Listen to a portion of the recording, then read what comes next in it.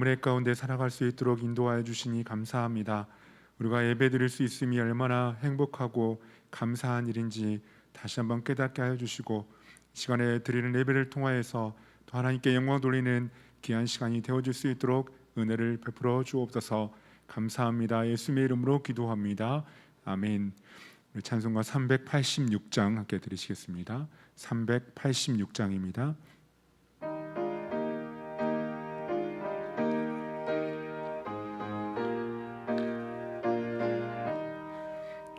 만세반석 열린 곳에 내가 숨어 있으니 원수 마귀 손 못 대고 환난 풍파 없도다. 만세반석 열린 곳에 내가 편히 쉬리니 나의 반석 구주 예수 나를 숨겨주소서. 죄에 매여 죽을 인생 편히 쉬기 바라니 주의 가슴 넓은 품에 내가 찾아 안기네. 만세반석 열린 곳에 내가 편히 쉬리니 나의 반석 구주 예수 나를 숨겨주소서. 이 땅 위에 평안 없고 기쁜 일을 몰라도 주 예수의 참 사랑을 내가 이제 알았네. 만세반석 열린 곳에 내가 편히 쉬리니 나의 반석 구주 예수 나를 숨겨주소서. 험한 풍파 지나도록 순풍으로 도우사 평화로운 피난처에 길이 살게 하소서. 만세반석 열린 곳에 내가 편히 쉬리니 나의 반석 구주 예수 나를 숨겨주소서.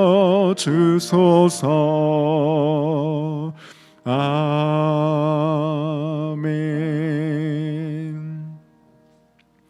찬송가 397장입니다.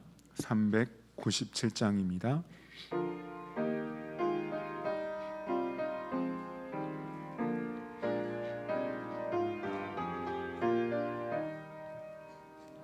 주 사랑 안에 살며 두려움 없으며 그 사랑 변함없어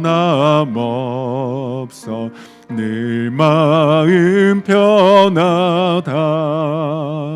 저 폭풍 몰아쳐서 내 마음 떨려도 주 나의 곁에 계셔 겁낼 것 없어라. 주 나의 목자시니 부족함 없으며 주 인도하는 대로 늘 따라가리라. 그 지혜 나를 깨쳐 내 앞길 밝히니 나 주의 길을 따라 주 함께 살리라.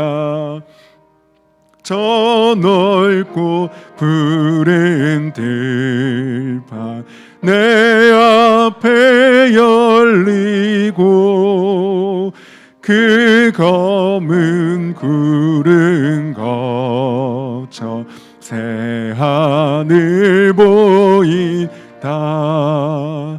끝없는 나의 소망 저와 난 생명길 참 보배 되신 주님 늘 3절입니다. 저 넓고 푸른 들판 저 넓고 푸른 들판 내 앞에 열리고 그 검은 구름 거쳐 새하늘 보인다. 끝없는 나의 소망 저와 난 생명길 참 보배 되신 주님 늘 함께 하소서. 아멘.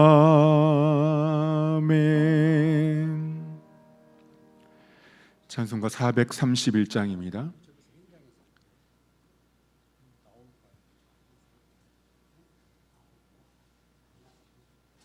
(431장입니다)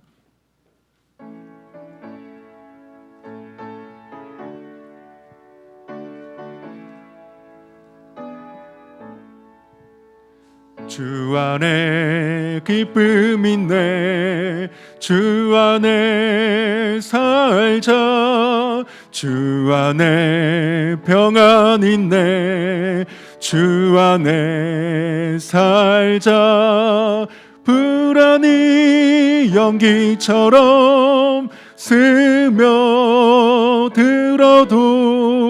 주 안에 사는 마음 기쁨 넘치네 주 안에 사랑 있네 주 안에 살자 주 안에 소망 있네 주 안에 살자 검푸른 성난파도 밀어 덮쳐도 주 안에 사는 마음 평화 넘치네 주 안에 영생 있네 주 안에 살자 주 안에 천국 있네 주 안에 살자 불길이 지옥처럼 솟아올라도 주 안에 사는 마음 주 안에 영생이 있네 주 안에 살자 3절입니다. 주 안에 영생이 있네 주 안에 살자 주 안에 천국 있네 주 안에 살자 불길이 지옥처럼 솟아올라도 주 안에 사는 마음 생명 넘치네. 이제 시간이 되었으므로 다 같이 주악에 맞추어 묵도하심으로 합동구역 예배로 하나님 앞에 영광 돌리겠습니다.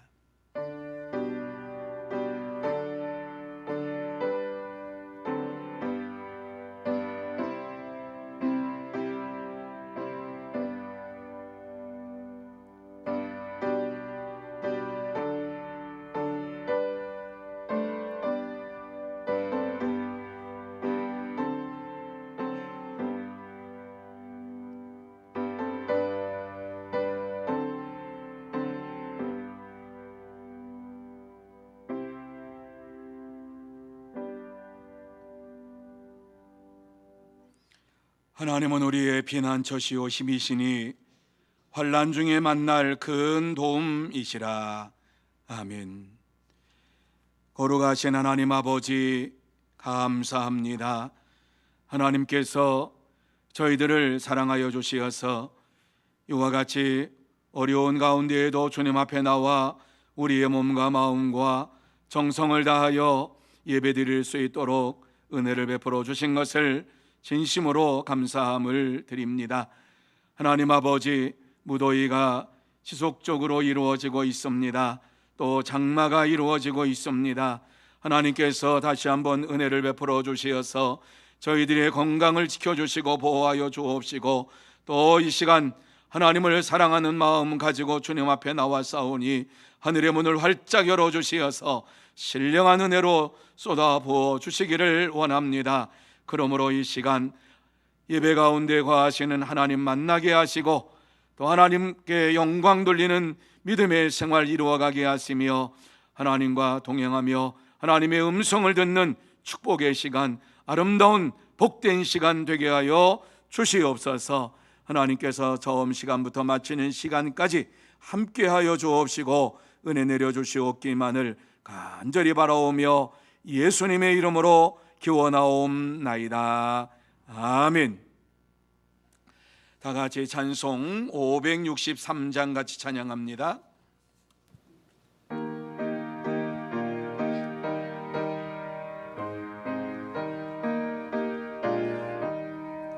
예수 사랑하심을 성경에서 배웠네. 우리들은 약하나 예수 권세만 도다. 날 사랑하심, 날 사랑하심, 날 사랑하심 성경에 쓰였네. 나를 사랑하시고 나의 죄를 다 씻어 하늘 문을 여시고 들어가게 하시네. 날 사랑하심, 날 사랑하심, 날 사랑하심 성경에 쓰였네. 내가 연약할수록 더욱 귀히 여기사 높은 보좌 위에서 낮은 나를 보시네. 날 사랑하심, 날 사랑하심, 날 사랑하심 성경에 쓰였네. 세상 사는 동안에 나와 함께 하시고 세상 떠나가는 날 천국 가게 하소서. 날 사랑하심, 날 사랑하심, 날 사랑하심 성경에 쓰였네. 아멘.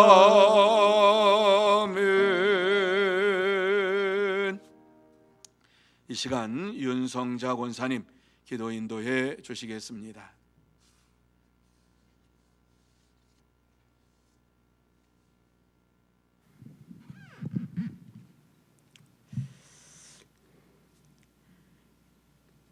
만왕의 왕이 되시며 만복의 근원이 되신 전능하신 여호와 하나님 아버지, 2025년도 상반기를 은혜 가운데 보내게 하시고 주여. 이 시간 합동 구역 예배로 드릴 수 있도록 은혜 베풀어 주심을 진심으로 감사를 드립니다. 아멘. 만입이 있다 하여도 아바 아버지라 부를 수도 없는 주여. 죄인 중에 기수인 우리들을 주님의 자녀로 삼으시고 주여. 지극히 사랑하시사 오늘 이 시간까지 생명 연장시켜 주심을 진심으로 감사를 드립니다. 아멘. 그의 나라와 그 의를 위해서 힘쓰고 애쓰며 주여. 살아야 될진데 세상 속에 속해 자행자제하며 무엇을 먹을까 무엇을 입을까 동분서주하며 사는 우리들의 어리석음을 주님 긍휼히 여겨 주시옵시고 주여. 믿음이 연약한 우리들을 불쌍히 여겨 주시옵소서. 아멘. 길이요 진리요 생명이 되신 주님, 성령 안에서 충만함을 받고 주여. 그리스도의 빛을 발하게 하시며 그리스도의 향기를 드러내며 소금의 맛을 잃지 않는 저희들의 삶이 되게 인도하여 주시기를 간절히 바라옵고 원합니다. 아멘. 능력이 많으신 여호와여, 불가능을 가능케 하신 아버지 하나님, 아멘.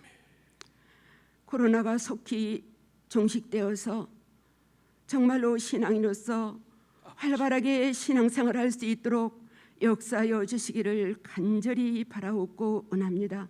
아멘. 우리 하나님께서 특별히 이곳에 서문교회를 세우시고 주여. 은혜를 주시고 축복하시사 주님. 많은 기관들을 세우시고 영광 받으시기를 원하시는 아버지 하나님, 주신 달란트대로 맡은 바 최선을 다하여 충성하고 봉사하는 귀한 종들 우리 주님께서 함께하여 주시옵시고 그리하여서 서문교회가 더욱 빛이 드러나며 하나님 앞에 영광 돌려드리는 교회가 되게 하여 주시옵소서. 아멘. 아버지 하나님, 이 시간도 말씀을 들고 단위에 세우신 귀한 사자 목사님 주여. 피곤 찬도록 신원을 붙들어 주시옵시고 아멘. 말씀을 전파하실 때 능력의 말씀, 권능의 말씀, 은혜의 말씀이 전하여져서 주여. 옥토밭에 뿌려지는 말씀이 되어 주여. 30배, 60배, 100배의 결실을 맺는 주여. 귀한 은혜의 말씀이 되어서 주여. 저희들은 성령 충만함을 받고 아멘. 승리하는 삶으로 살아갈 수 있도록 은혜를 베풀어 주시기를 간절히 바라옵고 납니다. 아멘. 천하보다도 한 영혼을 귀하게 여기시는 하나님 아버지, 사명을 들고 국내로 선교하는 선교사님들을 주님 기억하시고 주여. 이 어려운 시대 속에서 복음 전하실 때에 주님께서 어려움 없도록 아버지. 도우시고 눈동자같이 불꽃 같은 눈으로 지켜보아여 주시어서 주여. 정말로 하나님 앞에 잘했다 칭찬받는 귀한 선교사님 되게 하시고 가정에도 축복하여 주시옵소서. 아멘. 아버지 하나님, 이 시간에 또한 육교구가 찬양으로 하나님께 영광 돌립니다. 아멘. 열심을 하여서 마음을 합하여서 찬양 드릴 때 영광 받으시고 아멘. 저희들은 큰 은혜의 찬양이 될 수 있도록 인도하여 주시기를 간절히 바라옵고 원하며 저희를 죄에서 구원해 주시는 예수 그리스도 이름으로 간절히 기도드리옵나이다. 아멘.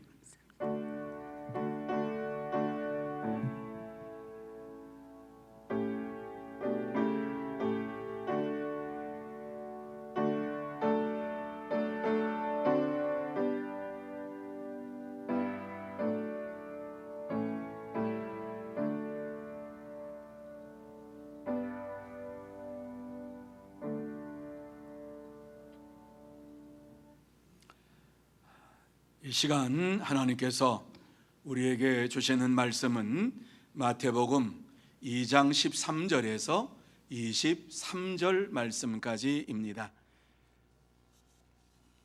마태복음 2장 13절에서 23절 말씀까지 저와 여러분이 한 절씩 교독하도록 하시겠습니다. 자, 13절 말씀 제가 먼저 봅니다. 그들이 떠난 후에 주의 사자가 요셉에게 현몽하여 이르되 헤롯이 아기를 찾아 죽이려 하니 일어나 아기와 그의 어머니를 데리고 애굽으로 피하여 내가 네게 이르기까지 거기 있으라 하시니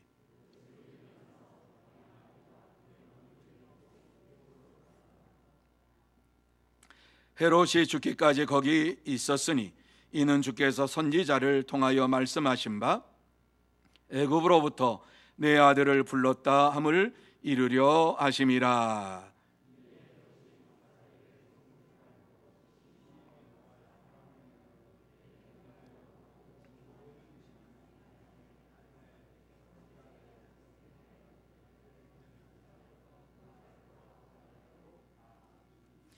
이에 선지자 예레미야를 통하여 말씀하신 바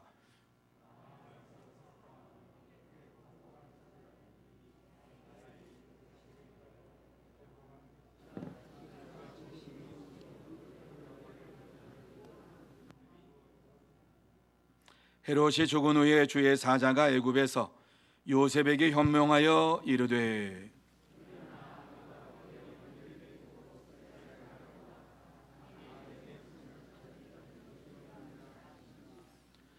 요셉이 일어나 아기와 그의 어머니를 데리고 이스라엘 땅으로 들어가니라. 그러나 아켈라오가 그의 아버지 헤롯을 이어 유대의 임금됨을 듣고 거기로 가기를 무서워하더니 꿈에 지시하심을 받아 갈릴리 지방으로 떠나가 같이 봅니다. 나사렛이란 동네에 가서 사니 이는 선지자로 하신 말씀에 나사렛 사람이라 칭하리라 하심을 이루려 함이러라. 아멘.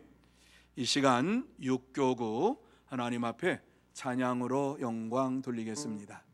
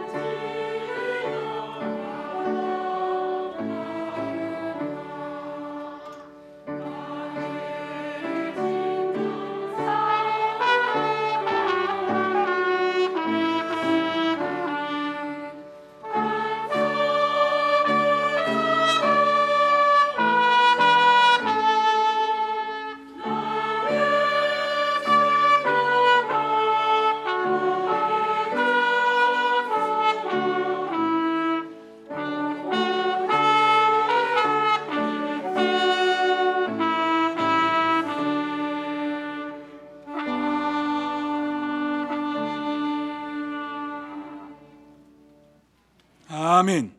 감사합니다. 하나님께서 기뻐하실 줄로 믿습니다. 우리 육교구 수고했다고 하면 박수로 격려해 주시면 고맙겠습니다. 감사합니다. 하나님께서 큰 은혜를 우리 육교구에 베풀어 주시고 오늘 저와 여러분 모두에게도 하나님께서 큰 축복으로 덧입혀 주신 줄로 믿습니다. 오늘 이 시간 하나님 앞에 나와서 우리 합동구역 예배로 영광을 돌립니다. 여러 가지 많은 어려움이 있지만 계속해서 이렇게 합동구역 예배로 하나님 앞에 영광 돌린다고 하는 것, 이것이 하나님의 은혜요 축복인 줄로 믿으시기를 바랍니다. 그래서 하나님께서 우리를 여기까지 인도해 주심을 고백하면서 정말 몇 구역이 모였든지 간에, 몇 사람이 모였든지 간에 전심을 다해서 하나님 앞에 예배 드릴 때에 하나님께서 우리 예배를 받아주시고 또 우리의 심령 속에 큰 은혜와 축복으로 채워주실 줄로 믿습니다. 자, 이 시간 예배 드릴 때에 여러분의 심령 속에 다시 한번 성령의 충만함이 임하시기를 바랍니다. 그래 성령 충만함 받고 여러분의 심령이 새로워지고 또 하나님의 사랑으로 가득 차고 하나님의 은혜로 가득 차고 하나님의 평강이 넘치는 이러한 은혜의 시간, 축복의 시간이 되고 하나님이 나와 함께 하십니다 고백하는 복된 시간이 되시기를 예수님의 이름으로 축복합니다. 하나님께서 아담과 하와를 창조하시고 이 땅에 보내주셨지만은 아담과 하와가 에덴 동산에서 범죄함으로 인하여서 쫓겨나게 되었습니다. 하지만 하나님께서 에덴 동산에서 쫓겨날 그때에 놀라운 원시 복음, 원대한 구원 계획을 말씀해 주셨습니다. 그것이 창세기 3장 5절입니다. 여자의 후손은 내 머리를 상하게 할 것이요 하는 이 말씀을 주셨습니다. 이 말씀이 도대체 무슨 말씀인지, 이 말씀을 받을 때에는 이 말씀의 의미가 무엇인지를 몰랐습니다. 하지만 이 말씀대로 여자의 후손은 내 머리를 상하게 할 것이요, 사탄과의 대결을 하면서 사탄이 뱀의 모습으로 찾아왔을 때에 하나님께서 사탄을 향하여서 하신 말씀이지요. 여자의 후손이 너의 머리를 상하게 할 것이다. 이것이 여러분 하나님의 구원 계획입니다. 이것이 하나님께서 이 세상에 죄를 짓고 범죄하고 하여서 어찌할 줄 모르는 이러한 자들에게 주시는 구원의 메시지입니다. 여기에서 여자의 후손이라고 하는 것은 예수님을 지칭하고 있는 것이지요. 예수님께서 이 세상에 이제 오셔서 사탄의 권세를 멸하실 것이요, 사탄은 이후로 여자의 후손을 공격하게 될 것이다 라고 하는 이러한 말씀을 주셨고, 마침내 여자의 후손으로 오신 예수님께서 사탄의 머리를 박살내 버리실 것이다, 이렇게 승리하실 것이다 라고 하는 이 말씀을 주셨어요. 그래서 여자의 후손을 품고 있었던 믿음의 조상이었던 이러한 유대인들에게 사탄이 계속해서 찾아와서 공격을 했지요. 공격을 하였지만은 하나님의 이 후손, 믿음의 후손들, 하나님께서 이 믿음의 후손들을 붙잡아 주시고 보호하여 주시어서 때가 되었을 때에 예수 그리스도가 처녀 마리아에게서 탄생하게 되었던 것입니다. 사탄은 헤롯을 통해서 예수님을 죽이려고 계속 찾아왔습니다. 어떻게 하면 예수님을 넘어뜨릴 것인가, 별의별 이러한 시험거리를 찾아오고 또한 문제거리를 찾아오고, 그리고 세상에서 잘 풀리지 않는 문제를 찾아오고, 병든 자를 데리고 오기도 하고 귀신 들린 자를 데리고 오기도 하고, 이렇게 예수님을 넘어뜨리려고 별의별 수단을 다 썼습니다. 그렇지만 하나님께서 예수님을 성령의 충만함으로 붙잡아 주심으로, 능력으로 붙잡아 주심으로 인하여서 그 모든 것들을 다 이길 수가 있었습니다. 하지만 공중의 권세 잡은 사탄은 끊임없이 예수님께 찾아와서 계속해서 넘어뜨리려고 했던 것이 바로 이 성경에 나와 있는 사복음서의 이러한 말씀이요, 그 다음에 후대의 사도들을 넘어뜨리기 위해서 사탄은 계속해서 찾아와서 복음을 전하는 것을 방해하는 이러한 일들을 행하였던 것을 보게 됩니다. 이 땅에 하나님의 나라가 이루어지는 것을 막기 위해서 사탄은 별의별 짓을 다 했습니다. 여러분, 이 사탄의 공격이 그 극점이 어디냐 하면은 예수 그리스도의 탄생이었고 죽음이었습니다. 그래서 사탄은 어찌하든지 간에 예수님이 탄생하시는 그 순간부터 죽이려고 했고, 십자가에서 예수님을 매달아 죽임으로 인하여서 승리했다라고 착각을 했습니다. 오늘 이 본문의 말씀을 보면서 하나님께서 예수님을 어떻게 보호하시고 어떻게 성장하게 하셨는가를 함께 나누면서 은혜를 받기를 원합니다. 그러면 하나님께서 예수님을 어떻게 보호하시고 어떻게 성장하게 하셨습니까? 우리는 이 말씀을 모르는 사람이 이 가운데 한 사람도 없습니다. 그러나 이 말씀을 다시 한번 보면서 하나님께서 어떻게 예수 그리스도를 보호하시고 예수 그리스도를 성장하게 하셨는가 하는 사실을 마음에 새기면서 예수님을 보호하신 하나님께서 우리를 보호해 주실 줄 믿습니다라고 하는 믿음의 고백이 이 시간 여러분의 심령 속에 임하기를 다시 한번 예수님의 이름으로 축복합니다. 자, 그러면 하나님께서 예수님을 어떻게 보호하시고 어떻게 성장하게 하셨는가? 제일 첫 번째로 주의 사자로 생명을 보호하십니다 라고 하는 말씀이지요. 주의 사자를 보내서 예수님의 생명을 보호하게 하셨어요. 그것이 13절 말씀이에요. 자, 13절 말씀 우리 같이 한번 다시 한 목소리로 읽습니다. 시작. 그들이 떠난 후에 주의 사자가 요셉에게 현몽하여 이르되 헤롯이 아기를 찾아 죽으려 하니 일어나 아기와 그의 어머니를 데리고 애굽으로 피하여 내가 네게 이르기까지 거기 있으라 하시니. 여러분이 말씀을 잘 보세요. 이 말씀에 보면은 무엇이라고 말씀하고 있습니까? 그들이 떠난 후에 주의 사자가 요셉에게 현몽하여 이르되 헤롯이 아기를 찾아 죽이려고 하니 일어나 아기와 그의 어머니를 데리고 애굽으로 피하여 내가 네게 이르기까지 거기 있으라. 이런 말씀을 주셨어요. 주의 사자가 임하여서 말씀하신 것이지요. 여기 말씀 속에서 그들이 떠난 후에 라고 하는 말씀은 동방박사들이 떠난 후에 라고 하는 말씀이에요. 동방박사들이 떠난 후에 주의 사자가 요셉에게 다시 나타나셔서 현몽하고 있는 것이죠. 말씀을 주고 있는 것이지요. 무슨 말씀을 줍니까? 헤롯이 아기를 죽이려고 하니까 아기와 그의 어머니를 데리고 애굽으로 피하여 있으라고 말씀을 하고 있습니다. 하나님은 아기 예수의 생명을 세상에서 보호하기 위해서 적시에 주의 사자를 보내셔서 생명을 보호해 주셨습니다. 그렇습니다.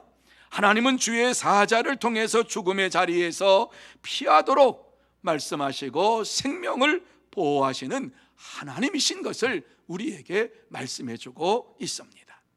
당시 로마 황제는 아우구스투스라고 하는 이러한 황제가 다스리고 있었습니다.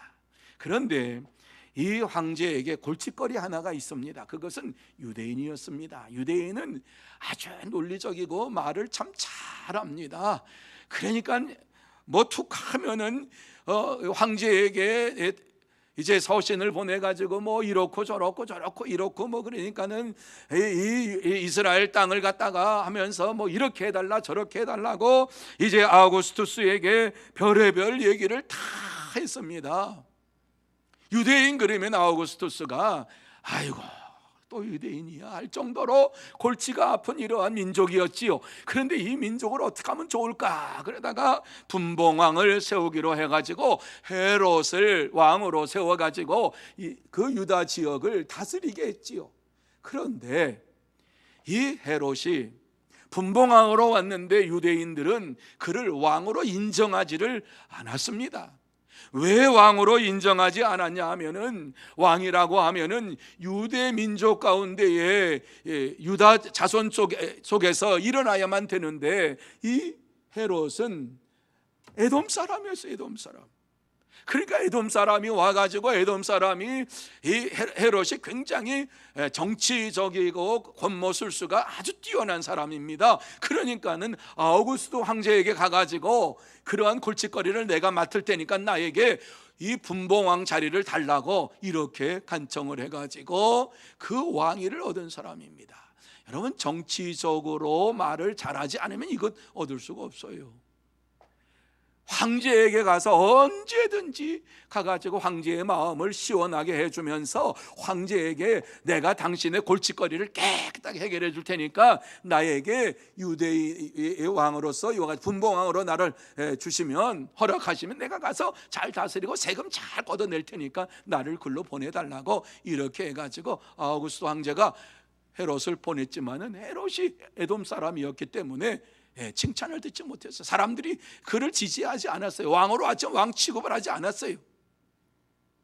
그러니까 유대인들의 그 마음을 받기 위해서, 환심을 사기 위해서 헤롯이 행한 것이 무엇이냐? 성전을 아름답게 재건한 것이에요. 다시 성전을 아주 멋지게 그들이 만들어 놓은 그 성전, 솔로몬 성전은 아름다웠는데 그 당시 솔로몬 성전, 바벨론 포로 이후에 와가지고 만든 이 성전은 그렇게 아름답지 않았어요. 그런데 헤롯이 그 성전을 깔끔하게 리노베이션 한 거지요. 아름답게 쫙 해줬어요. 그렇게 하면은 이스라엘 백성들이 자기를 인정해 줄 것이라고 생각했기 때문입니다. 그런데도 유대인들은 그를 진짜 왕으로 여기지 않았는데, 어느 날 동방에서 온 박사들이 헤롯 궁전에 들어와 가지고 헤롯 왕을 향하여서 물어봅니다. 우리가 유대인의 왕으로 나실 이가 이곳에 태어났는데 우리가 그를 경배하러 왔노라. 그러면서 어디에서 태어났는지 얘기 좀 해달라. 깜짝 놀랐습니다. 이 소리를 듣고 헤롯도 놀랐고, 뿐만 아니라 그 유대인들이 그 소리를 듣고서 깜짝 놀랐습니다. 아니, 유대인의 왕으로 오실 이가 왔다고? 구약에서 기다렸던 메시아가 왔다고? 너무너무 놀랐습니다. 그래서 소동한지라 그랬어요. 그리고 나서 헤롯이 다급한 마음에 도대체 어디에서 이와 같이 메시아가 나오는지 한번 연구해봐라, 한번 얘기해봐라. 그랬을 때 대제사장과 서기관들에게 연구를 시켰어요. 그래서 연구한 결과가 무엇입니까? 베들레헴에서 이와 같이 이제 태어난다라고 하는 사실을 알게 되었지요. 베들레헴에서 태어난다고 이러한 소식을 알게 된 이러한 헤롯이 그들을, 동방박사들을 보내면서 너희가 태어난 곳을 알면은 나에게 다시 돌아와서 이와 같이 이야기해달라 이러면서 보냈어요. 대제사장과 서기관을 통해서 베들레헴에서 이와 같이 아기 예수가, 메시아가 오신다라고 하는 사실을 이제 깨닫고 말씀을 주고, 그 말씀을 가지고 동방박사들이 베들레헴에 갔지요. 그런데 이러한 제사장과 서기관들이 찾은 그 말씀이 미가 선지자의 말이었어요. 미가서 5장 2절 말씀에 보면 베들레헴 에브라다야, 너는 유다 족속 중에 작을지라도 이스라엘을 다스릴 자가 내게로 나올 것이라. 그의 근본은 상고의 영혼에 있느니라. 이렇게 말씀하면서 메시아가 베들레헴에서 태어날 것이라고 말씀했습니다. 베들레헴이 누구의 고향입니까? 다윗의 고향입니다. 다윗의 후손으로 오실 것을 예언한 말씀이지요. 그렇습니다. 이 말씀을 헤롯에게 전해주었을 때 헤롯이 동방박사에게 전해주고, 동방박사들은 그곳에 가서 메시아를 만나고 이 세상을 구원하실 구세주를 만나고 경배하면서 자기 나라로 돌아갔습니다. 헤롯이 기다리다가 오지 아니하니까는 메시아를 죽이려고 마음속에 작정을 했는데, 그래서 쉽게 동방박사가 찾으면 가가지고 딱 잡아가지고 죽이려고 했는데 오지를 않습니다. 바로 이때에 하나님께서 요셉에게 나타나셔서 꿈에 나타나셔서 아기와 그의 어머니를 데리고 애굽으로 피신하라고 말씀을 하신 것입니다. 하나님께서는 아기 예수를 애굽으로 피신시키시면서 보호하시며 그의 생명을 하나님께서 인도해 주신 것을 봅니다. 사랑하는 성도 여러분, 하나님은 아기 예수를 세상에 오실 때 주의 사자를 보내어서 마리아에게 말씀하시고 성령의 역사하심으로 태어나게 하신 것을 증거해 주었습니다. 그리고 주의 사자를 통해서 오늘 말씀 속에서 요셉에게 애굽으로 피하라고 말씀을 하셨습니다. 요셉은 주의 사자를 만나고 성령의 충만함을 받고 주의 사자의 말씀을 하나님의 말씀으로 믿고 순종했습니다. 그렇습니다. 요셉은 성령 충만함을 받고 주의 사자의 말씀을 하나님의 말씀으로 순종하며 믿음으로 즉시 일어나서 애굽으로 떠났습니다.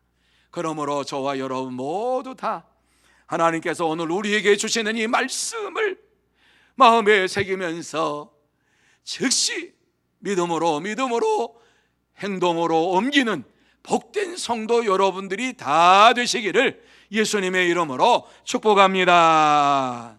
두 번째로 잔인한 죽음의 현장에서 보호하셨다라고 말씀을 해주고 있습니다. 16절이지요. 자, 16절 말씀, 자, 같이 한번 읽습니다. 시작. 이에 헤롯이 박사들에게 속은 줄 알고 심히 노하여 사람을 보내어 베들레헴과 그 모든 지경 안에 있는 산의 아이를 박사들에게 자세히 알아본 그때를 기준하여 2살부터 그 아래로 다 죽이니. 자, 여러분 이 말씀을 잘 보세요. 기가 막힌 그 말씀이 나오지요. 말씀 띄워주시고요. 이 말씀을 잘 보시기 바랍니다. 이 말씀에 보면 헤롯이 박사들에게 속은 줄 알고, 기가 막힌 일이 벌어집니다. 헤롯이 박사들을 속인 거지요. 그런데 이 말씀에 보면 헤롯이 박사들에게 속았다라고 말씀을 하고 있습니다. 여러분, 이게 사탄이 가지고 있는 마음이에요. 사탄은 자기 합리화를 이루어가고요, 자기 중심적인 생활을 하기 때문에 자기가 속인 것은 생각 안 나고 다른 사람 속인 것만 생각하면서 살아가는 것이 바로 사탄의 계략이에요. 자, 이렇게 오늘 이 말씀 속에 보면은 이 헤롯이 자기 속은 줄 알고서 사람을 보내어 베들레헴의 모든 지경 안에 있는 사내 아이를 박사들에게 자세히 알아보고 이렇게 했어요. 알아보라 그랬어요.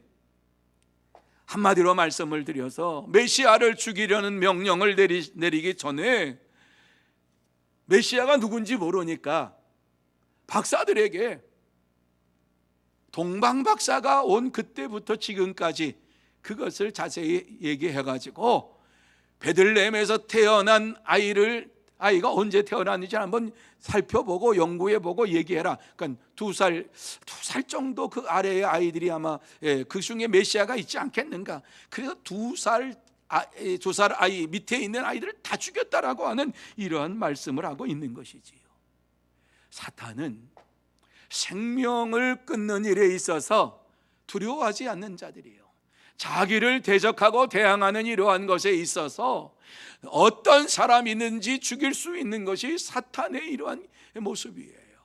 사탄은 거짓말쟁이요, 거짓의 아비요 뿐만 아니라 자기가 한 거짓은 다 맞고 다른 사람이 한 것은 다 틀리다, 다른 사람이 행한 것은 다 거짓된 것이라고, 자기에게 약속을 지키지 않은 것은 다 잘못됐다고 여기는 것이 사탄이에요. 그렇습니다. 하나님은 사탄의 앞잡이였던 헤롯이 잔인하게 메시아를 죽이려고 했던 그 죽음의 현장에서 예수님을 보호해 주셨습니다. 이 헤롯의 잔인함을 오늘 이 말씀 속에 보면은 정말 그의 잔인함은 말할 수가 없어요. 어떻게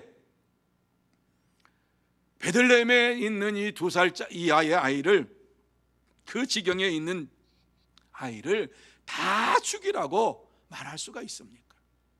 이게 말이 되는 얘기입니까?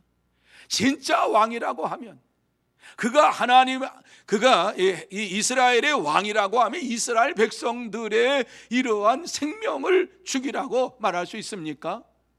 한 아이를 죽이면은 그 한 아이의 부모들이 있고 그 부모들에게 또 친척들이 있고 원성을 사는 일입니다. 이것은 아주 미련한 일입니다. 그런데 왜 이와 같은 일들을 합니까? 헤롯이 자기의 왕권이 위태롭다고 생각했기 때문에 그렇습니다. 내 왕권이 위태로우니까 메시아가 나오면은 나를 이와 같이 물리치고 그 아이를 왕으로 이와 같이 즉위시키지 않겠는가? 그러면 내가 가지고 있는 이 왕의 자리가 금방 끝나지 않겠는가? 이러한 인간적인 욕심이 그에게 있었기 때문에 이와 같이 헤롯은 2살 이하의 아이를 죽이라고 명령을 했습니다. 기가 막힌 일입니다. 당시에 베들레헴에 살고 있었던 이러한 사람들의 숫자가 얼마나 되느냐, 이제 신학자들이 추론해 보면은 그 마을은 큰 마을이 아니었기 때문에 한 2천여 명 정도가 살았지 않겠는가. 그러면 2천여 명 중에서 그 2살 이하의 아이들이 몇 명이나 태어날 수가 있겠는가?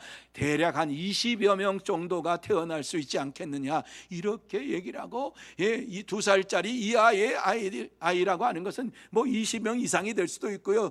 그 정도의 아이를 다 죽였다라고 하는 거예요. 얼마나 이러한 놀라운 일이, 잔인한 일이 벌어졌는지 몰라요. 그런데 이러한 일이 있을 것이라고 하는 사실을 예레미야 선지자를 통해서 이미 예언해 놓으셨다라고 하는 말씀이지요. 하나님은 모든 것을 알고 계시기 때문에 이와 같이 이제 그때 당할 이러한 모든 것에 대하여 예레미야 선지자를 통해서 말씀을 해 주셨는데, 무엇이라고 말씀합니까? 예레미야 31장 15절 말씀에 보면은 라마에서 슬퍼하며 통곡하는 소리가 들리니 라헬이 그 자식 때문에 애곡하는 것이라. 그가 자식이 없어져서 위로 받기를 거절하는도다. 이렇게 말씀을 하고 있지요. 여기 보면 라마에서 슬퍼하며 통곡하는 소리가 들리리니, 여기 라마라고 하는 것은 베들레헴을 지칭하는 이러한 또한 얘기입니다. 이곳에서 통곡하는 소리가 들리리니 라헬이 그 자식 때문에 애곡하는 것이라. 왜 라헬이 그 자식 때문에 애곡을 합니까? 그 자식이 없어져서 라헬이 낳은 이러한 아이가 없어져서 이와 같이 애곡하는 것이라. 그거와 같은 이러한 아이가 사라지고 아이가 없어진 이 안타까움을 가지고 하나님 앞에 애곡하며 부르짖었던 이러한 어머니의 심정을 이미 얘기해 놓고 있습니다. 그래서 베들레헴에 이와 같이 2살 이하의 아이를 잃은 이러한 엄마들이 애곡하며 통곡하며 우는 것이 자기 아이를 잃었기 때문에, 이와 같이 기가 막힌 일이 벌어졌기 때문에 이러한 것을 애곡하는 것이죠. 그래서 누구의 위로도 거절했다. 여러분, 아이가 죽었는데 어떤 사람이 와서 그 위로하고 격려한다고 해서 그것이 멈추어집니까? 안 돼요, 안 돼요.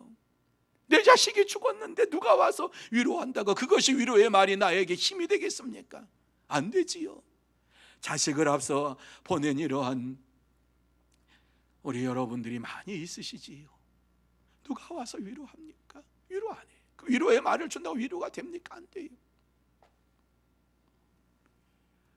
그러한 애통함과 애곡함이 베들레헴에 넘쳐났다라고 말씀을 하고 있는 것입니다. 여러분, 이러한 아이를 잃은 엄마의 그 아픔을, 라헬이 베냐민을 낳았지만은 위로를 거절한 아픔을 말씀을 하고 있지요. 라헬이 죽었지만은 요셉이 이스라엘을 구원할 때의 그 슬픔을, 위로를 받게 되었습니다. 아이를 잃은 베들레헴의 엄마들은 역시 예수님이 인류를 구원할 자로 이 세상에 오실 때에 위로할 것을 말씀해 주고 있습니다. 그렇습니다. 하나님은 예수님을 헤롯의 죽음의 현장에서 보호하시고 그때에 죽음을 당한 이러한 아이들의 어머니와 부모님들을 위로하시는 하나님이신 것을 우리에게 말씀해 주고 있습니다. 사랑하는 성도 여러분, 하나님은 예수 그리스도를 사탄의 계략에서부터 철저하게 보호해 주시고 사탄이 죽이려고 하는 이러한 죽음의 위협에서도 결단코 그 자리에서 있게 하지 아니하시고 피해서 생명을 보호하시도록 역사해 주셨습니다. 왜요? 구원 사역을 이루시기 위해서 예수님을 보내셨기 때문입니다. 이 2살 이하의 아이들이 죽음을 당하는 이러한 일들이 벌어졌지만 하나님께서 구원 사역을 이루시기 위하여서 아기 예수를 이 땅에 보내시고 주님께서 다시 오실 때에 억울하게 이와 같이 애통하며 애곡하는 이러한 자들을 위로하시고 격려해 주실 것을 우리에게 말씀해 주시고 약속해 주셨습니다. 그렇습니다. 하나님은 아기 예수 그리스도께서 죽음의 위협에서 보호하시고 뿐만 아니라 죽음의 위협에서 이길 수 있도록 은혜를 내려 주셨습니다. 그러므로 저와 여러분 모두 다 이 땅에 사는 동안 예수 그리스도를 믿는 믿음의 사람으로서 우리에게 때때로 죽음의 위협이 닥쳐온다 할지라도 이 죽음의 위협에서 우리를 보호하시고 인도하실 하나님이신 것을 마음에 새기면서 오직 하나님만을 의지하고 하나님만을 자랑하고 주님만을 자랑하는 복된 성도 여러분들이 다 되시기를 예수님의 이름으로 축복합니다. 세 번째로 일상생활에서도 보호하신다고 말씀하고 있습니다. 자, 23절 말씀입니다. 자, 23절 말씀 우리 같이 한번 한 목소리로 읽습니다. 시작. 나사렛이란 동네에 가서 사니 이는 선지자로 하신 말씀에 나사렛 사람이라 칭하리라 하심을 이루려 함이로라. 아멘. 이 말씀이 무슨 말씀인지 한번 잘 보시기 바랍니다. 예수님께서 베들레헴에서 나시고 헤롯을 피하여서 애굽에 가셨다가 나사렛에서 어린 시절을 보내셨다라고 하는 말씀이지요. 그러면서 예수님께서 나사렛에서 성장하실 때까지 일상생활 속에서 하나님께서 그를 보호하셨다라고 말씀해 주고 있습니다. 그러면서 이 말씀 속에서 왜 나사렛에서 이와 같이 살게 하셨느냐 하는 것을 말씀을 하고 있는데, 그것은 나사렛 사람이라 칭하리라는 하신 이러한 선지자의 말을 이루기 위함이다 라고 말씀을 해주고 있습니다. 그래서 예수님께서 고향은 베들레헴인데 베들레헴 예수 그리스도의 그렇게 안 하잖아요. 나사렛 예수 그리스도의 이름으로 우리가 그러잖아요. 그러니까 나사렛 예수 그리스도로 이와 같이 이 땅에 오셨다라고 하는 이 말씀은 이미 예언된 말씀을 성취하시기 위한 하나님의 섭리였다라고 하는 말씀을 우리에게 주시고 있습니다. 여러분, 헤롯이 예수님을 죽이려고 할 때에 애굽으로 피신하는 그 자리에 주의 사자가 임하였다고 하는 것, 이것은 보통 일이 아니지요. 주의 사자는 하나님의 명령을 받아서 하나님의 뜻을 받들어서 이 세상에 와서 믿음의 사람들에게 말씀을 전해주는 이러한 자가 주의 사자라고 얘기를 합니다. 그래서 예전에는 구약시대에는 주의 천사들이 나타났다. 그래서 주의 천사들이 나타나고 또 그들이 하나님의 말씀을 가지고 와서 말씀을 전했다. 그런데 이 시대에는 목회자를 주의 종이라 그러고 주의 사자라 그래요. 왜 그런 말씀이 어디에서? 하나님께서 보내셨다. 하나님께서 이와 같이 말씀을 선포하시도록 보내셨다라고 하는 의미에서 이와 같이 주의 사자라고 얘기를 하지요. 그런데 요셉에게 나타난 것은 주의 사자, 하나님께서 보내신 주의 천사가 나타나서 이제 말씀하고 있는 것이 아기와 어머니를 데리고 이스라엘 땅으로 가라, 이렇게 말씀을 했죠. 그런데 요셉에게 한 가지 두려움이 있었습니다. 그 두려움이 뭐예요? 헤롯에 대한 트라우마예요. 헤롯 왕이 죽이려고 해서 지금 애굽에 와서 이와 같이 피신해서 살고 있는데, 헤롯이 죽었다고 하면서 다시 가라고 하는데 헤롯의 아들이 왕이 되었단 말이지요. 그런데 헤롯의 아들이 왕이 되었으니까 그 왕이 된 그 자리에 올라가는 것이 두려웠어요.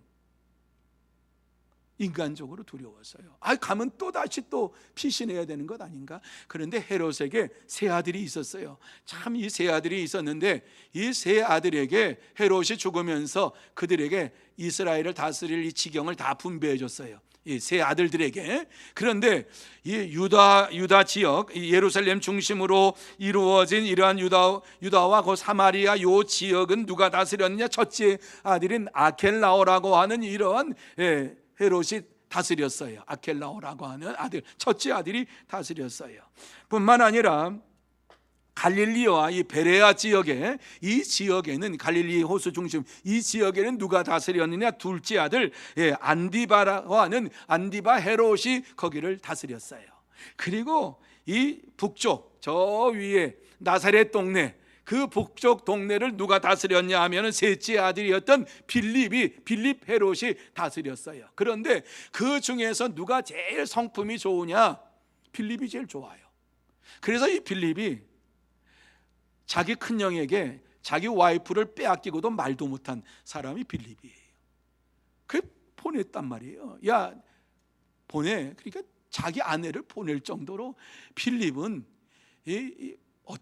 어떻게 보면은 참 바보스럽지만은 마음이 강하지를 못한 이러한 사람이었어요. 그러니까는 나사렛에 가서 살기를 원합니다. 요셉이 그렇게 간구하니까 하나님께서 나사렛에 가서 살라고 말씀을 하고 있지요. 그렇습니다.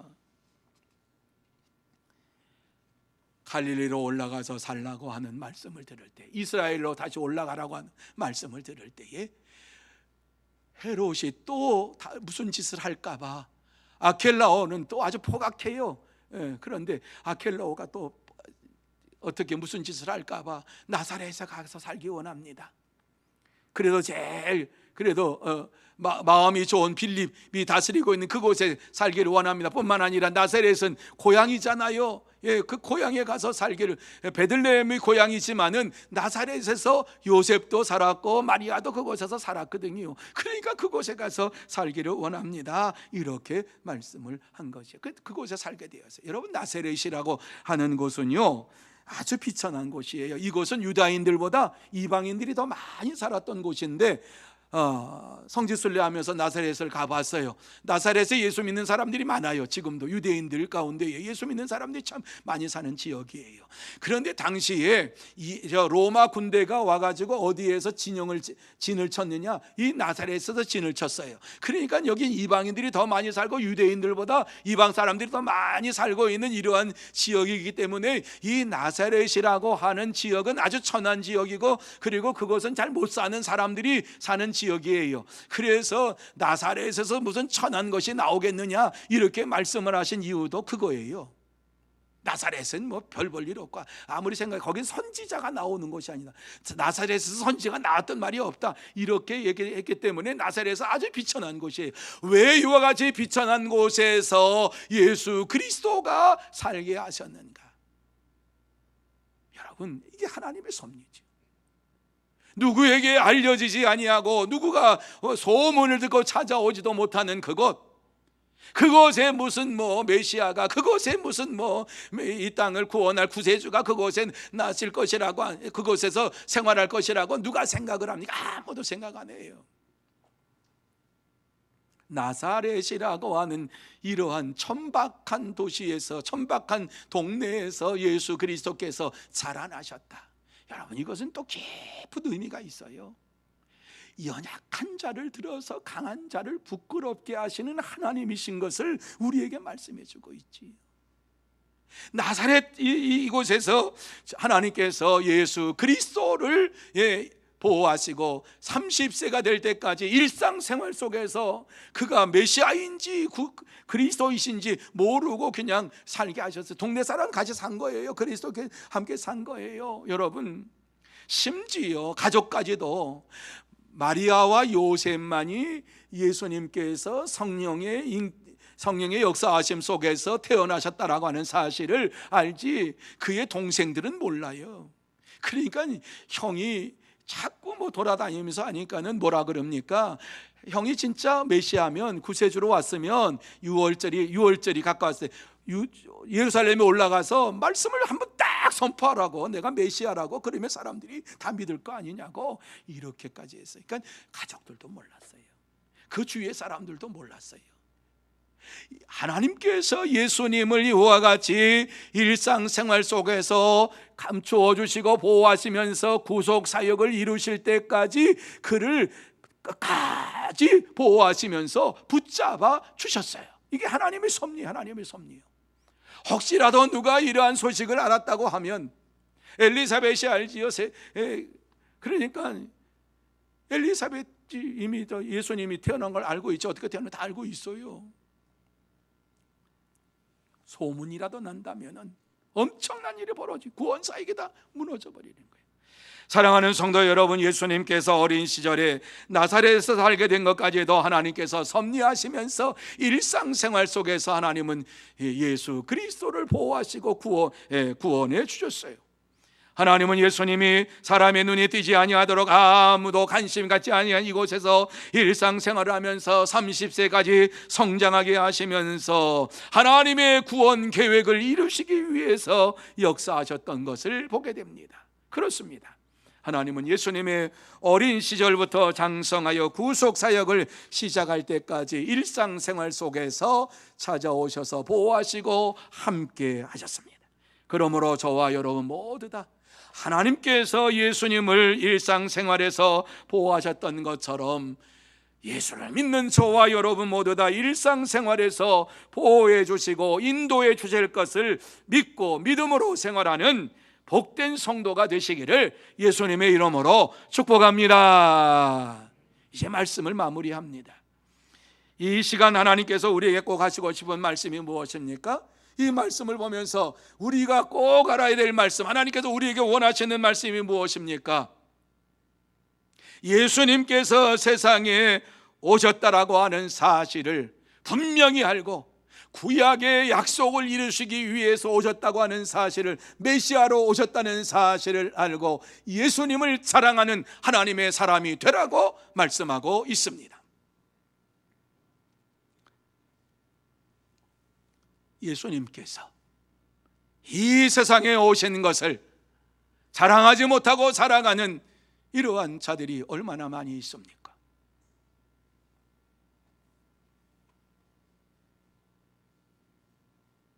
여러분, 우리가 예수 그리스도를 자랑하라고 하나님께서 우리를 선택해 주셨어요.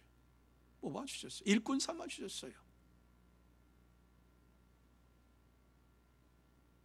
예수님을 자랑하라고 이와 같이 우리를 뽑아 주셨는데, 예수님을 자랑하는 이러한 일에 있어서 우리가 너무 벅벅거려요. 여러분, 10년 이상 기술을 닦았다 그러면 프로가 되는 거 아닙니까? 20년 이와 같이 기술을 닦았다 박사 되는 거 아닙니까? 30년 이와 같이 했다, 도통했구나, 이렇게 하는 것 아닙니까? 10년, 20년, 30년을 예수를 믿었는데 예수님에 대하여 얘기하라고 하면 예수님을 자랑할 것이 없는 사람처럼 앉아 있어요. 수십 년을 예수를 믿었는데 예수를 한번 얘기해 달라고 하면은 예수님이 누구라고 좀 나한테 얘기해 달라고 믿지 않은 사람이 말하면 예수님이 어떠한 분이라고 우리는 분명히 프로답게 얘기를 해야 되지요. 10년, 20년, 30년, 40년, 50년을 예수를 믿었다면 예수님은 누구라고, 예수님은 이러한 분이라고, 예수 믿어야 당신이 산다고 이렇게 증거하는 프로가 돼야 되는데, 아마추어와 같은 이러한 모습으로 살아가는 모습을 볼 때 하나님께서 얼마나 기가 막히겠습니까? 저와 여러분 예수 믿은 지 얼마나 되셨습니까? 예수 그리스도를 믿고 예수님만을 자랑해야 되는데 예수님만을 자랑하는 이러한 삶에 있어서 나는 얼마나 자랑했고 나를 통해서 예수를 믿기로 작정한 이러한 사람들이 얼마나 됩니까? 직분은 가졌을지 몰라도 예수님 자랑하는 것에 대하여서 너무 두려워하는 이러한 삶을 살고 있지 않습니까? 그럼에도 불구하고 왜 이 말씀을 우리에게 주십니까? 여러분, 얼마나 안타까운 사실입니까? 수십 년 평생을 예수 믿었는데 나한테 예수를 좀 잘 얘기 좀 해달라고, 예수는 어떤 분인가 나한테 얘기해달라고 하는데 교회 나오면 돼, 그냥 교회 나오면 다 알 거야, 뭐 이렇게 넘어간다면은 그 사람이 그 순간 예수를 믿겠습니까? 우리는 예수 그리스도를 사랑하는 하나님의 사람이요, 하나님의 자녀로서 하나님을 아버지라고 부르는 이러한 자로서 이 땅에서 살아갈 동안에 예수님이 누구신가 하는 사실을 분명하게 전할 수 있는 나의 복음이 있어야 될 줄로 믿습니다. 예수가 누구십니까? 예수님과 나와 어떠한 관계입니까? 예수님은 나의 구세주가 되고, 내가 예수를 몰랐을 때에는 정신없이 살았는데, 세상을 향해 살았는데, 예수를 알고 나서 천국이 있음을 알게 되었고 지옥이 있음을 알게 되었고, 예수를 믿고 나서 내가 영원한 생명을 얻게 되었다. 내가 이 세상에 사는 동안에 영원한 하나님 나라가 있음을 내가 믿고 사는 자가 되었다. 당신도 예수를 믿으면 이와 같이 영원한 생명을 얻을 수가 있다. 이 말씀을 전하는 여러분들이 되시기를 예수님의 이름으로 축복합니다. 예수님을 말하라고 하면은 꿀먹은 벙어리가 되어서 한마디도 못하고 수십 년을 예수를 믿었는데 한마디도 못한다면 어떻게 우리 자녀들이 예수를 올바로 믿을 수가 있고, 어떻게 세상 사람들이 예수를 믿겠다고 달려나올 수가 있겠습니까? 천하지 않은 자에게 믿음이 있습니까? 믿음이 없는 자가 어떻게 구원함을 받습니까? 그 구원함을 받지 못한 자가 어떻게 천국 들어갑니까? 사랑하는 성도 여러분, 오늘 이와 같이 예수님께서 이 세상에서 어떻게 성장하셨는가 하는 사실을 우리에게 말씀하고 있는 것은, 이 정도 얘기했으면 수십 년 예수를 믿었으면 예수 그리스도께서 성령으로 잉태하시고 예수 그리스도께서 고난당하시고 십자가에 달려 돌아가심으로 인하여서 당신과 나의 모든 죄를 용서해 주셨습니다. 이 예수님을 마음에 그냥 받아들이기만 하면, 이것을 그냥 마음속에 당신이 생각만 해도, 그리고 이것을 이 마음속에 그냥 그렇구나 이렇게만 해도 예수님은 당신을 구원해 주십니다. 왜 이렇게 말을 전하지 못합니까? 전하십시다. 전하십시다. 예수님께서 이 세상에 오셔서 어떻게 성장을 하셨고 어떻게 구원의 사역을 이루어 가셨는가 하는 사실을 다시 한번 마음에 새기면서, 예수님께서는 말씀을 이루기 위해서 이 땅에 오셨고 우리를 구원하시기 위해서 오셨고, 우리를 통해서 예수를 자랑하라고 이 말씀을 우리에게 주신 줄 믿고 남은 주간도 예수님을 자랑하는 저와 여러분이 되시기를 예수님의 이름으로 축복합니다. 기도하십시다. 거룩하신 하나님 아버지, 은혜와 사랑을 감사합니다. 아무리 생각해도 하나님의 은혜입니다. 아무리 생각해도 하나님께서 붙잡아 주시고 역사하여 주시고 자녀 삼아 주시고 구원해 주셔서 죄의 용서함을 허락하여 주셔서 이렇게 주님 앞에 나와 예배를 드리는 하나님의 사람으로 살게 하시니 감사합니다. 하나님 아버지, 다시 한번 예수 그리스도를 보내주신 하나님을 자랑하며, 예수님께서 이 세상에 오셔서 나의 죄를 용서해 주시기 위하여 십자가에 달려 돌아가시고 부활하시고 승천하시고 다시 오셔서 우리에게 큰 상급을 주시며 예수를 믿는 자마다 멸망치 않고 영생을 얻으리라고 말씀하신 이 놀라운 말씀을 전하는 우리 모두가 되게 하여 주시옵소서. 그러므로 우리 하나님을 기쁘시게 하는 믿음의 삶을 살게 해 주시옵소서. 주께서 역사해 주시옵기만을 간절히 바라오며 예수님의 이름으로 기도하옵나이다. 아멘. 말씀을 생각하시면서 565장 찬양합니다.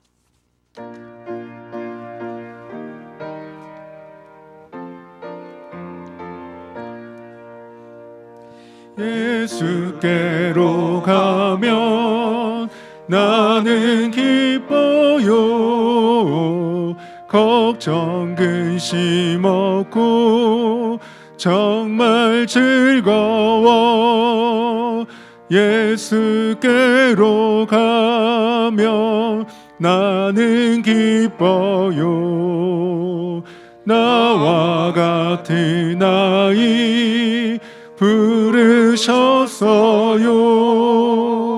예수께로 가면 맞아주시고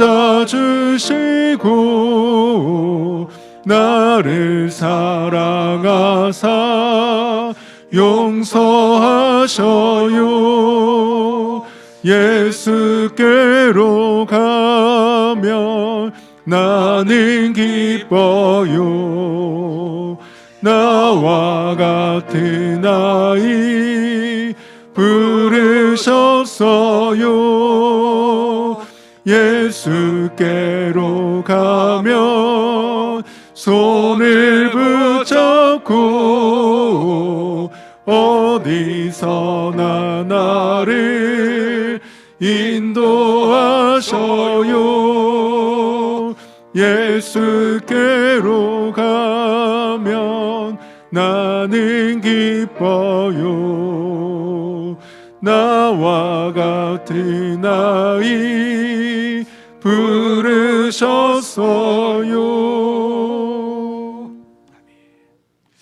교회 앞에 광고 말씀드립니다. 이 시간 헌금하는 시간입니다. 죄송합니다. 헌금하는 시간입니다.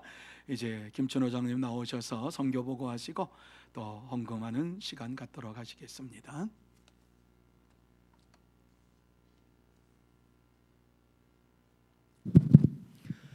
네, 선교 보고하겠습니다. 먼저 박군재 선교사님께서는 6월 초에 다시 태국으로 복귀하셨고, 그다음에 손영선 선교님 그때 저희 교회에 오셨었는데요. 이제 2년 동안 태국에 가지 못하셨었는데 태국에 가셔서 다시 그쪽 태국 교회 선교 위해서 이렇게 지금 준비하고 계시고, 네, 또 많은 기도 부탁한다고 선교 편지 보내주셨습니다. 그리고 먼저 아시겠지만 김소망 박세리 선교사님께서 6월 30일부로 저희 교회 선교사로서 사직을 하시고, 네, 하시게 되었습니다. 네, 또 그분들 앞날 위해서 또 기도해 주시기 바랍니다. 네, 이상입니다. 선교위원들 나와주시고 우리 최영미 권사님 선교 헌금을 위해서 기도해 주시겠습니다.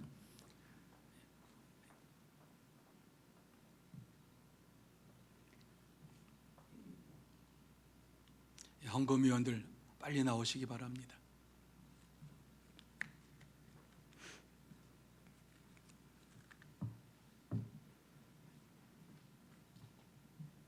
사랑과 은혜가 풍성하신 하나님 아버지, 이 시간 예배를 통하여 생명의 말씀을 듣게 하심에 감사드립니다. 우리 서문교회를 이 시대에 선교적 사명을 감당하는 교회로 부르셨음을 믿습니다. 아멘. 성도들의 기도와 물질을 통해 더 많은 선교지와 선교사들을 섬길 수 있는 역량을 키워주시고 아멘. 세상을 향한 하나님의 마음을 품게 하옵소서. 아멘. 또한 우리들의 시선이 영혼을 향한 하나님의 시선에 고정되게 하옵소서. 아멘. 전쟁과 전염병, 기근과 굶주림에 고통받는 곳곳에 평화와 복된 소식이 선포되어지고 하나님의 위로와 회복이 있게 하옵소서. 아멘. 이 시간 주님 앞에 선교 예물을 준비하여 드립니다. 주여. 예물이 쓰이는 곳곳마다 주의 보혈로 덮어주사 하나님의 통치하심을 인정하게 하시고 하나님의 영광이 풍성히 임하게 하옵소서. 아멘. 선교 현장마다 부흥과 회복이 있게 하시옵소서. 아멘. 주의 일을 감당하시는 선교사와 그 가족들의 안녕을 지켜주시고 주여. 필요를 따라 도우시는 하나님의 선하신 손이 함께하여 주시며 주의 성령의 능력으로 강하게 붙잡아 주옵소서. 아멘. 길이요 진리요 생명 되시며 우리의 장래의 소망 되신 예수 그리스도 이름으로 기도합니다. 아멘.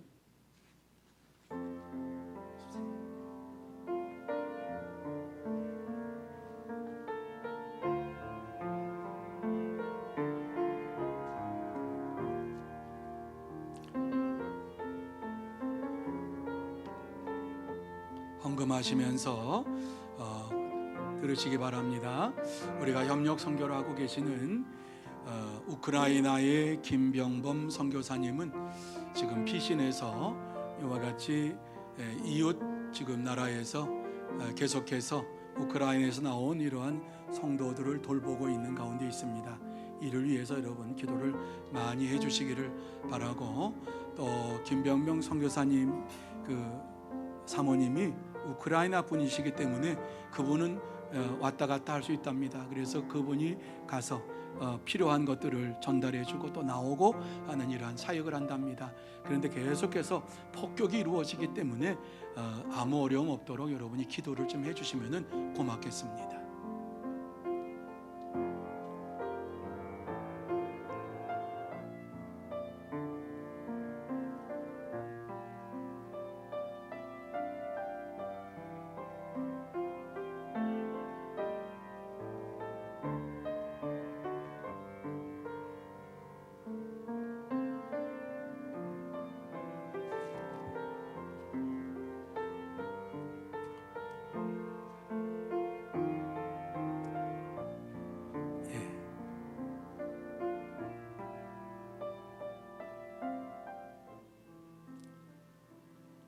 감사합니다.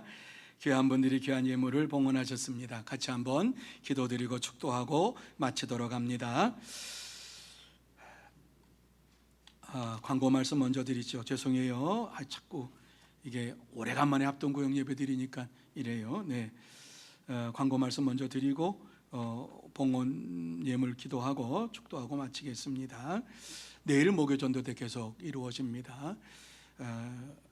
비가 오면 또 변경이 좀 있을 수가 있는데 하여튼 우리가 예정대로 이와 같이 1시 반에 모이겠습니다.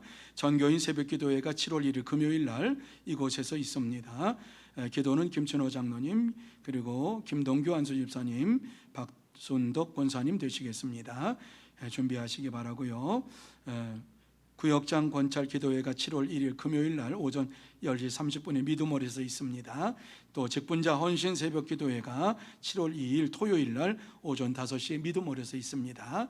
다른 것은 여러분이 주보를 참조해 주시기를 바랍니다. 기도하십니다. 거룩하신 하나님 아버지, 은혜와 사랑을 감사합니다.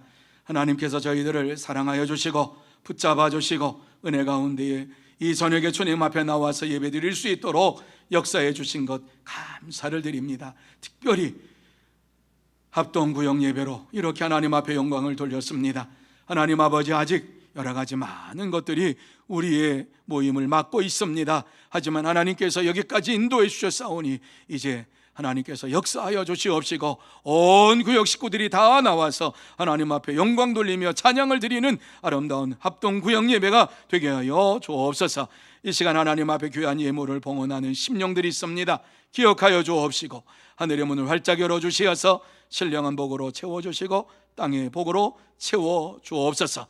물질로 어려움 당하지 않게 하여 주옵시고 복에 복을 더하여 주시고 날마다 기쁨이 넘치며 감사가 넘치며 찬송이 넘치는 믿음의 생활 이루어가게 하여 주시옵소서. 주께서 축복해 주실 줄 믿사옵고 지금은 우리 구주 예수 그리스도의 은혜와 하나님 아버지의 넓으신 사랑하심과 성령님의 교통하심이 합동구역 예배로 이 저녁에 나와서 예배를 드리는 사랑하는 모든 심령위회와 구역위회와 가정위회와 주의 몸된 교회 위에 그리고 흩어져 있는 소문의 권속들 위에 이 나라 이민족 위에 선교사들 위에 영원토록 함께 있을지어다.